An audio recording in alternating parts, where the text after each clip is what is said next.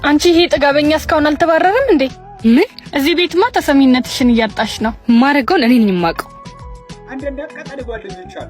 ምን ልታዘዝ? አንተ እንድታስተናግደን አንፈልግም። ማናጀሩን ጥራለን። እሺ። አቤት አለቃ፣ ችግር አለ እንዴ? ያ ጥጋበኛ ይባረር ብላል ነበር እንዴ? አለቃ፣ ቤት ውስጥ ካሉ ጎበዝ ሰራተኞች ደግሞ እሱ ነው፣ ከስተመሮች ደግሞ ይወዱታል። አይመለከተኝም። ይባረር ብያለሁ ይባረር። ወይስ አንተም ስራን አልፈለግከውም? አረ እንደዛ አይደለም፣ ያልሽኝ ያደርጋለሁ።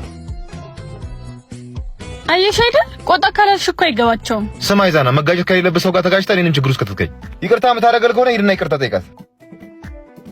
የድርጅታችሁ መስፈርት ስራ እንጂ ማጎብደድ አልመሰለኝም ነበር።